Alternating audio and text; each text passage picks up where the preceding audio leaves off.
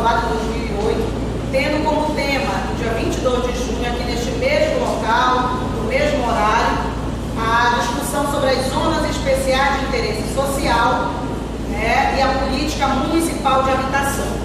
A gente já gostaria de estender, né, o convite para que todos e todas que estão aqui compareçam no dia 22 de junho para a gente continuar esse debate, tá certo? Parte dessa mesa vai estar no dia 22, nós vamos ter também a incorporação de outros sujeitos, de outros atores sociais na mesa para debater essa questão conosco, certo? Então nós vamos começar aqui pelo professor Maurício, tá certo? Depois vamos passar a palavra aos outros integrantes da mesa. Obrigada.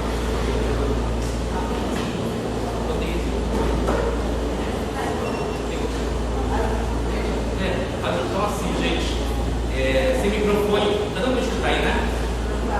Boa tarde a todas, a todos. É a seguinte, a proposta, né, das escritas urbanas nesse período se deve, sobretudo, ao debate, né?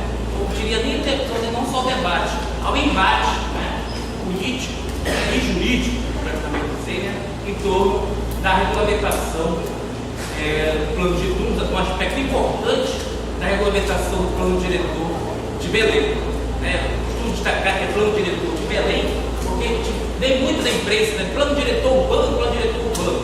Desde o Estatuto da Cidade, de 2001, essa nomenclatura plano diretor urbano, né, não existe mais, porque o plano diretor envolve todo o território do município, seja urbano e rural, certo? Porque muita gente fala plano diretor urbano, plano diretor urbano. Então, somente pacificar aqui uma questão conceitual, a gente tem que abandonar essa expressão, plano diretor urbano, porque não corresponde mais àquilo que está colocado no Estatuto da Cidade, plano diretor do município de Belém, ou alguns denominados plano diretores participativos. Então, assim, vou propor fazer uma rápida exposição sobre a forma poderosa do jeito de construir uma regulamentação do plano diretor de Belém. Sobre esses aspectos políticos, né, desse debate que está acontecendo hoje na Câmara Municipal, o vereador Carlos Augusto aqui presente, o companheiro Carlos Maros, o senhor promotor Dr. Rodolfo Freire, poderão, né, detalhar um pouco melhor o que está efetivamente acontecendo com as suas providências que estão sendo tomadas a respeito. Pode avançar para aí? Porque assim, gente, pode parecer suficiente falar a respeito, mas por incrível que pareça, o debate sobre política urbana no Brasil ainda é algo não tem tanta importância como se merece, não é verdade?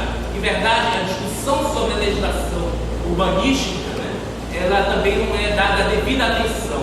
Aqui em Belém, foi necessário, inclusive, ter a queda aí do Real Cresce, né, na 3 de maio, não está lembrado, os trabalhadores chegaram a morrer, para que despertassem sobre a necessidade de uma regulamentação, né, da verticalização crescente, ou seja, desse boom imobiliário que tem acontecido em Belém.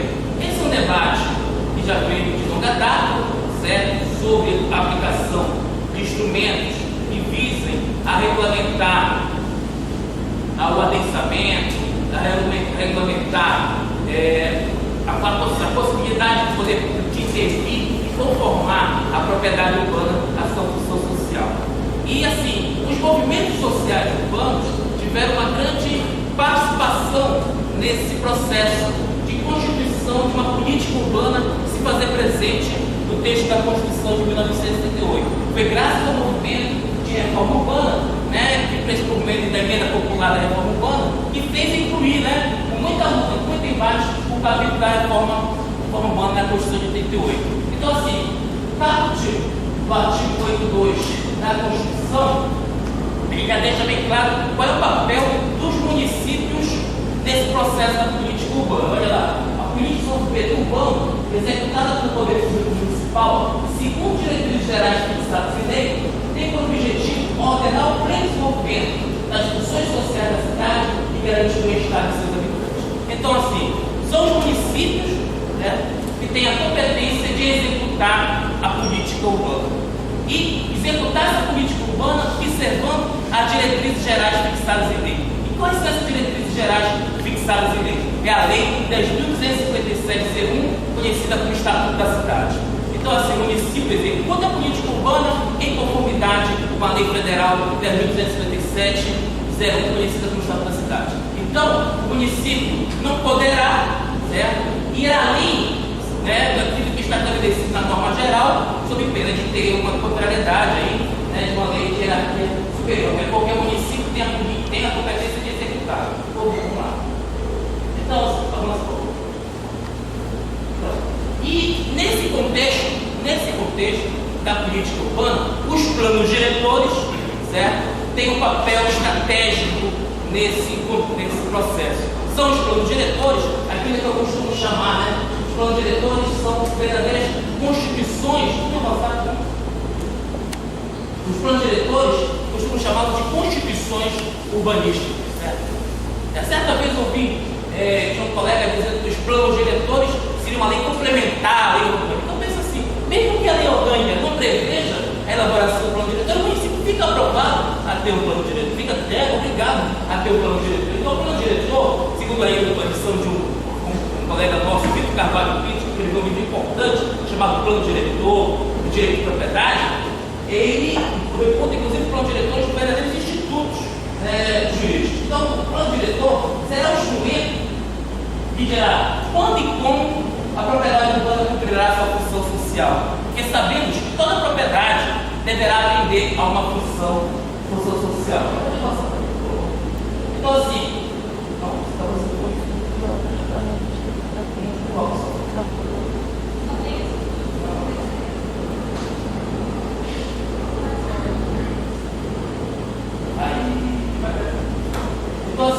no artigo 82, parágrafo 1º, tem a seguinte redação: o plano diretor, aprovado pela Câmara Municipal, obrigatório para as cidades com mais de 20 habitantes, é o instrumento básico da política de desenvolvimento e de expansão urbana. Parágrafo 2º, a propriedade urbana cumpre a sua função social quando atende a exigências fundamentais da necessidade expressa do plano diretor. Então, o plano diretor, que é o nosso objeto agora de debate na sua regulamentação do plano diretor, ele vai trazer instrumentos que estão presentes no Estatuto da Cidade, que é a lei de diretriz geral, no sentido de concretizar a função social da propriedade. Então, assim, o Estatuto da Cidade, inclusive, preveu que quais instrumentos que deveriam constar em todos os planos diretores. Né? Dentre os instrumentos obrigatórios, que deveriam constar uma lista mínima, estavam, inclusive, a autor onerosa do direito de construir. Então, então, dentre os instrumentos da política urbana de funcionalização da propriedade urbana na sua função social, temos a autor onerosa do direito de construir. Então, primeiro, o que é o direito de construir? É a autor onerosa do direito de construir. Parece algo assim esotérico, não é? É a autor onerosa do direito de construir. Então, primeiro, o que é o direito de construir? Certo? O direito de construir está aqui no artigo 1299 do Código Civil. O proprietário pode levantar em seu terreno as construções que lhe aproverem, salvo direitos e os regulamentos administrativos. Está presente a lei, olha, do Código Civil de 1916. Então, a ideia é exatamente o seguinte: não, nesse debate a gente aparta o direito de propriedade e o direito de construir. Nesse debate, nós apartamos o direito de propriedade do direito de construir. O cara pode construir o que ele bem entender, edificar o que bem entender, salvo os regulamentos administrativos, né, editados aí pelo município. Você pode incluir aí a lei de parcelamento do solo urbano, a lei de uso e ocupação do solo urbano, as leis de zoneamento e, em especial, também o plano diretor. Você pode avançar também, por favor. Então, qual é o fundamento da autora? É o seguinte, que a pessoa pode construir, certo? Ela tem o direito, mas não significa que a pessoa tem a propriedade sobre o solo de edificar. Esse poder dele é ilimitado. Agora eu sou proprietário de 1.000 metros quadrados, eu vou edificar o que eu bem entender aqui em Belém. Eu vou construir, eu tenho dinheiro, eu vou edificar 40 pavimentos, eu vou ocupar toda a área do meu terreno. Eu posso fazer isso? Não posso, porque o direito de propriedade ele não é absoluto e o direito de construir também não é, certo? Entendo porque existe aí o princípio da função social da propriedade. Então ele não pode edificar, tem que observar os regulamentos administrativos e, sobretudo, o princípio da função social da propriedade. Então, assim, existe uma legislação urbanística que tem que dar essa limitação, e o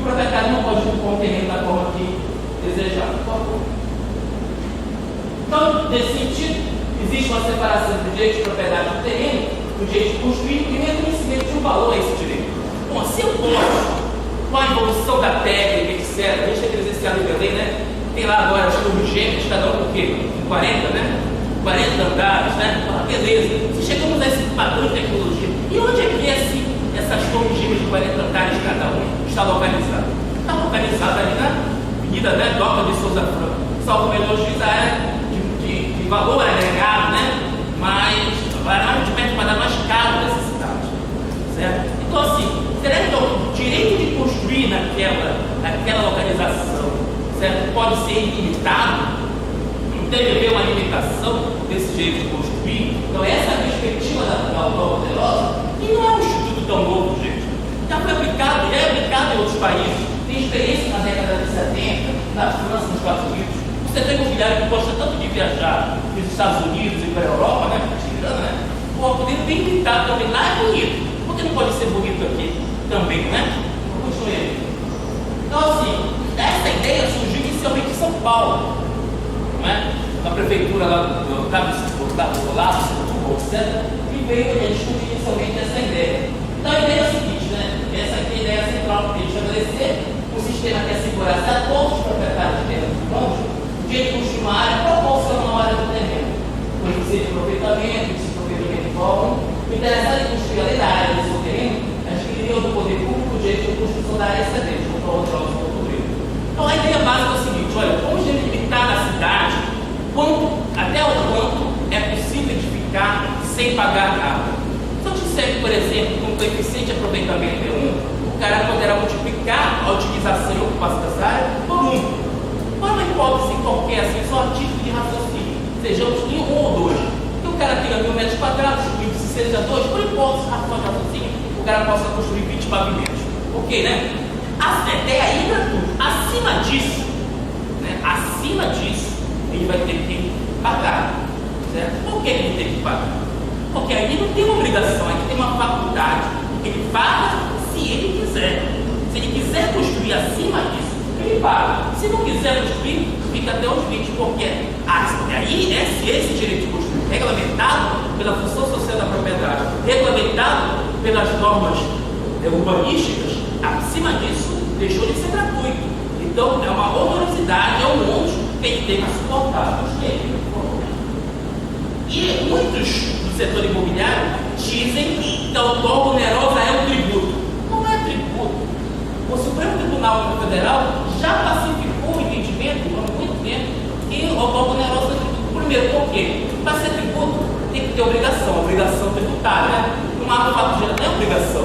Se não é obrigação, é uma faculdade, não é tributo. Aí, o Theo mesmo, ele trouxe aqui, eu vou disponibilizar depois essa apresentação do meu blog e vocês podem acessar. Ministro, isso aqui é uma cópia do ministro Elis Roberto Grau, né, que foi um dos primeiros no Brasil, na década de 70, a discutir o Instituto do Solo Criado. Né?